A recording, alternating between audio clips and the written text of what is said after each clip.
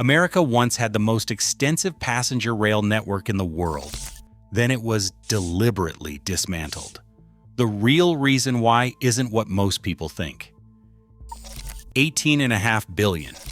That's the number of passenger miles American trains carried in 1935, according to the Interstate Commerce Commission's own tables. It is a figure so large it is almost abstract until you break it down. Each passenger mile represents one person traveling 1 mile by train. Multiply that by hundreds of millions of trips. Workers commuting between towns, families visiting relatives, soldiers moving across the country, business travelers crossing states. In a single year, the system handled roughly 400 million individual journeys, numbers on par with what the nation's airlines would reach decades later. The backbone of this network was about 30,000 route miles of track dedicated to regular passenger service. These were not just a few main lines linking the largest cities. They formed a web that connected over 2,000 communities, from major urban centers to remote rural towns. The Interstate Commerce Commission's statistical reports show that nearly every city with more than 2,500 people had access to scheduled rail service, whether by mainline, branch, or electric interurban line. In the densest regions, like the Northeast and Midwest, rail lines traced a grid over the landscape, making it possible to travel from small town to metropolis without ever needing a car. This scale was not just impressive on paper. It meant that for much of the country, the train was not a luxury or a last resort, but the default way to move. The numbers reveal a system that was not only vast, but vital, woven into the daily rhythms of American life. Before highways and jets, these tracks formed the arteries of national mobility. What would it mean to lose a network of this reach and intensity? The answer begins with understanding just how much was at stake. At the height of its reach, American passenger rail was more than a way to get from place to place. It was a daily presence, woven into the fabric of ordinary life.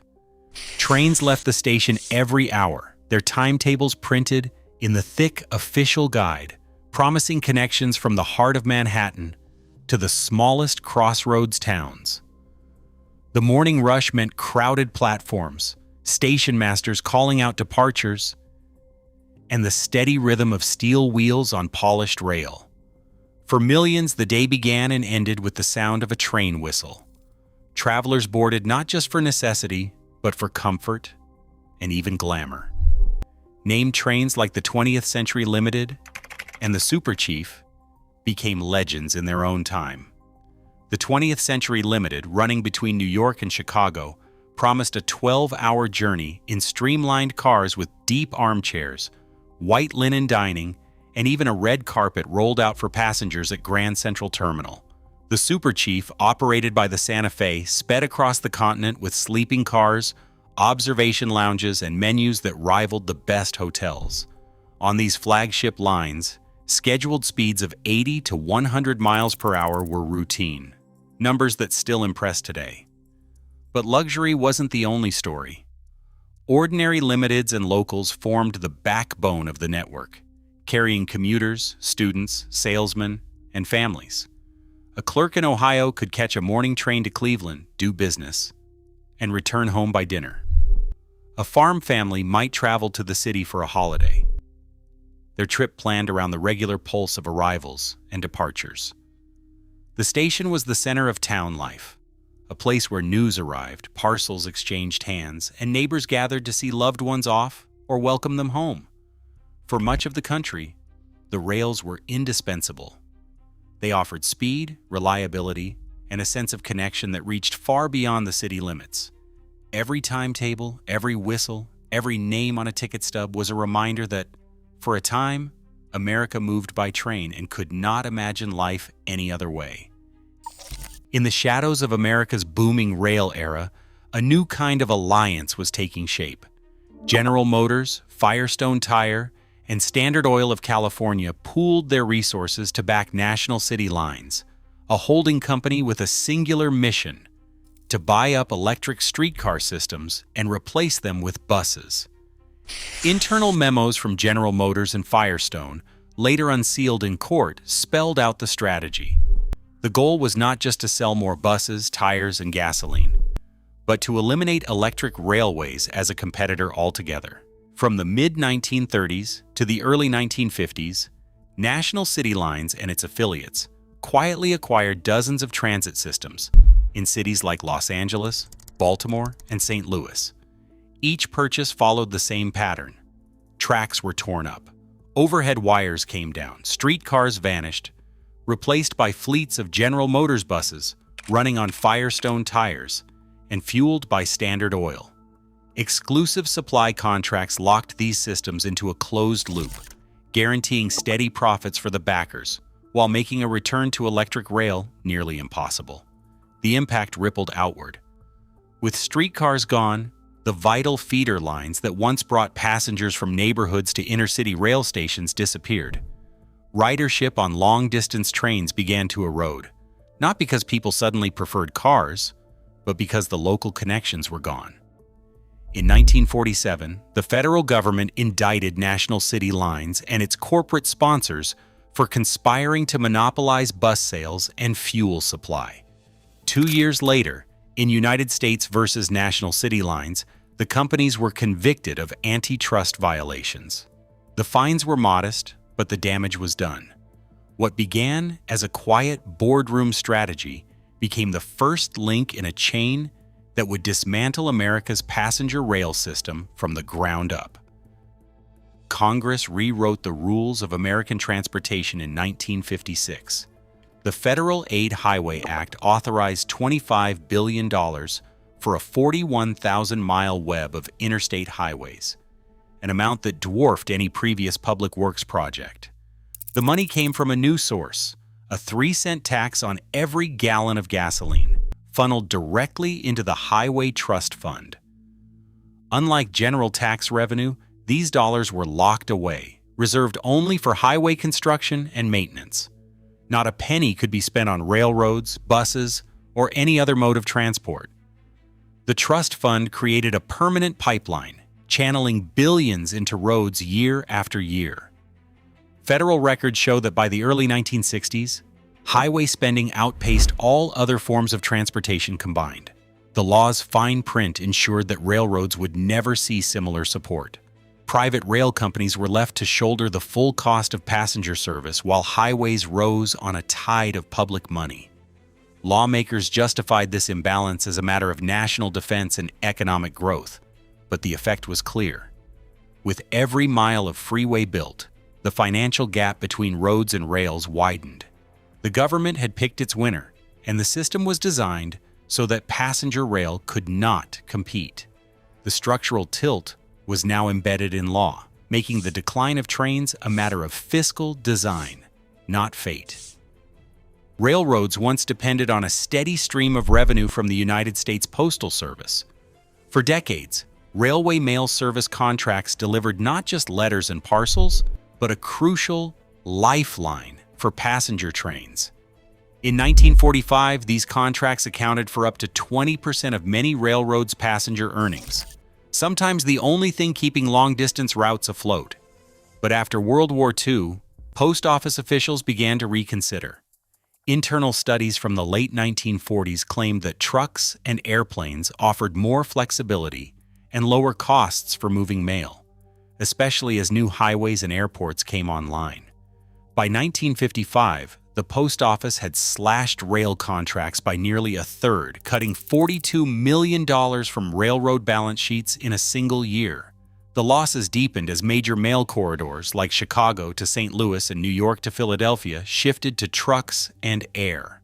By 1960, mail revenue for the railroads had fallen by half, and within another decade, nearly all contracts were canceled. The Motor Carrier Act of 1966 removed the last barriers, letting the post office end most remaining rail routes overnight. This was not just a change in logistics. For railroads, it was the loss of their last hidden subsidy. Without mail contracts to offset the cost of running passenger trains, the numbers no longer added up. As the mail moved to highways and runways, the fiscal crisis for passenger rail deepened. setting the stage for the wave of service cuts and route abandonments that followed. After World War II, government-backed home loans opened the door to a new way of living for millions of Americans. The Federal Housing Administration and the GI Bill offered low-interest mortgages that made single-family houses on the outskirts of cities suddenly affordable. But these incentives came with strings attached. The FHA's underwriting manuals from 1949 spelled out the blueprint for post-war growth: favor low-density developments, require driveways and garages, and steer clear of anything that looked like an old city block. Neighborhoods built around train stations or streetcar lines were often denied federal loan guarantees, while sprawling subdivisions with wide streets and ample parking were given the green light. Zoning codes followed suit, locking in single-use residential districts and mandating setbacks that made walking to a train station nearly impossible. Local governments passed ordinances that prioritized car access over proximity to rail. The result was a landscape designed for the automobile, not the commuter train. By 1960, census data showed that nearly a third of Americans lived more than 5 miles from the nearest passenger rail station. A dramatic shift from the pre-war era when most homes were within easy reach of a depot. These policies did not just change where people lived, they redefined how they moved. As the suburbs filled with new homeowners, daily life revolved around the car. The natural base for passenger rail shrank, not because people lost interest, but because the system that once brought trains to their doorstep had been replaced by cul-de-sacs and highways. The decline in ridership was written into the rules of the new American suburb. In 1946, Congress passed the Federal Airport Act, unlocking a new flow of public money for a different kind of transportation. The law established a grant program that paid for new runways, terminals, and navigation systems at airports across the country. The Civil Aeronautics Administration, which later became the Federal Aviation Administration, oversaw billions in federal investment, fueling a rapid expansion of commercial aviation. By the end of the 1950s, federal airport grants had totaled around $3 billion, underwriting the construction or improvement of hundreds of airfields, from major city hubs to small regional strips. Airlines benefited directly. Carriers like United, American, and TWA received not only access to these upgraded facilities, but also route subsidies from the Civil Aeronautics Board, which guaranteed minimum revenue on many domestic flights. The federal government treated airports as essential public infrastructure, absorbing the capital costs that airlines could not have covered alone. Meanwhile, private railroads were left to finance their own stations and track maintenance out of shrinking passenger revenues, with no comparable federal support. The effect was a lopsided playing field. As jet travel became faster and more affordable, passengers flocked to airports whose runways and terminals were built with taxpayer money. Railroads, still responsible for every mile of their own infrastructure, watched as their customer base eroded, not just from the rise of highways and suburbs, but from a new government-backed competitor in the skies. Interstate Commerce Commission, ICC, stood as both gatekeeper and obstacle for any railroad looking to cut passenger service. Under its rules, carriers could not simply abandon a train or close a station. Each request had to prove that the public no longer needed the service, a standard that grew harder to meet as the post-war era dragged on. The burden fell on railroads to maintain not only routes, but also mandated crew sizes, equipment standards, and schedules, even as ridership and revenue collapsed. Internal memos from railroad executives reveal a new strategy: degrade service so thoroughly that passengers would abandon the trains themselves. The ICC's own discontinuance dockets are filled with petitions citing empty cars, delayed departures, and outdated rolling stock as evidence that routes were no longer viable. Nowhere was this more obvious than on the 20th Century Limited. Once a symbol of speed and luxury, By the late 1950s, its reputation was deliberately tarnished. Management cut amenities, reduced car counts, and reassigned the best locomotives to freight. Dwell times stretched, connections were missed, and the famous red carpet at Grand Central was quietly rolled up for good. Ridership plummeted, not by accident but by design. When the railroad finally petitioned the ICC for permission to discontinue the train, the numbers told the story. Service had been allowed to rot until abandonment seemed like the only rational outcome. These tactics, repeated across the country, set the stage for a federal takeover, one that would come too late to save most of the network. Inside the Nixon White House, a series of confidential memos began circulating in the summer of 1969.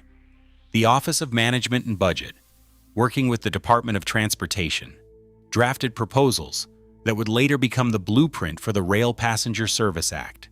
These documents, stamped "for internal use only," reveal the true nature of the deal. The federal government would step in not to revive passenger rail, but to relieve the private railroads of a burden they no longer wanted to carry. Negotiations unfolded behind closed doors. Railroad executives, battered by decades of declining ridership and mounting losses, pressed for a clean break. Their message was blunt. Either the government assumed responsibility for passenger trains, or the companies would walk away entirely. White House officials, wary of the political fallout from a total collapse, sought a compromise that would minimize federal spending while maintaining a bare minimum of service. The memos show how the calculus worked. Railroads agreed to hand over their remaining passenger routes to a new public entity in exchange for federal subsidies and, crucially, legal immunity from ongoing passenger service obligations. In return, the government promised only limited funding, enough to keep a skeleton network running, but nowhere near the resources poured into highways or airports. The proposed subsidy covered just half of operating costs, with the rest left for the new entity to scrape together as best it could. Details of the agreement were hammered out in private meetings between railroad chief executive officers and top administration officials. The resulting bill was not a rescue, but a release, a way for the railroads to exit the passenger business without further loss, and for the government to claim it had acted, even as the scale of support fell far short of what was needed. The stage was set for the creation of Amtrak, a solution defined more by political expedience than by any real commitment to restoring the nation's passenger rail system. On May 1, 1971, a new name appeared on the timetables: Amtrak. The National Railroad Passenger Corporation was created by an act of Congress, not to restore the vast network of routes that once laced the country, but to salvage what little remained. The launch came with a budget of about $149 million for its first year, barely a fraction of what the federal government spent on highways and airports in the same period.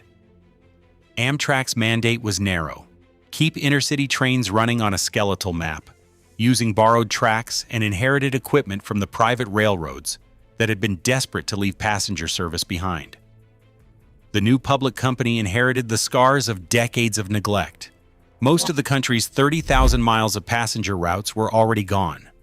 Many of the surviving lines had been stripped to the bone, with cutback schedules, aging cars, and stations left to decay.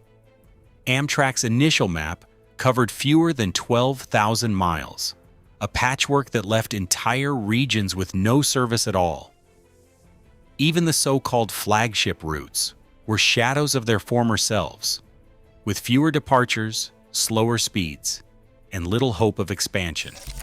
Congress presented Amtrak as a lifeline, but the numbers told a different story. The initial allocation of about $149 million covered only a portion of operating costs, with little left over for new investment or modernization. By comparison, the Highway Trust Fund funneled billions of dollars into road construction every year, and airport grants kept terminals expanding coast to coast. Amtrak was expected to do more with less: tasked with preserving the illusion of a national passenger rail system while receiving only the bare minimum needed to keep the trains moving. For the private railroads, Amtrak was a clean break, a way to shed passenger obligations and focus on freight. For the public, it was a modest promise delivered with a warning. The golden era was over, and what remained would survive only as long as Congress was willing to pay the bill.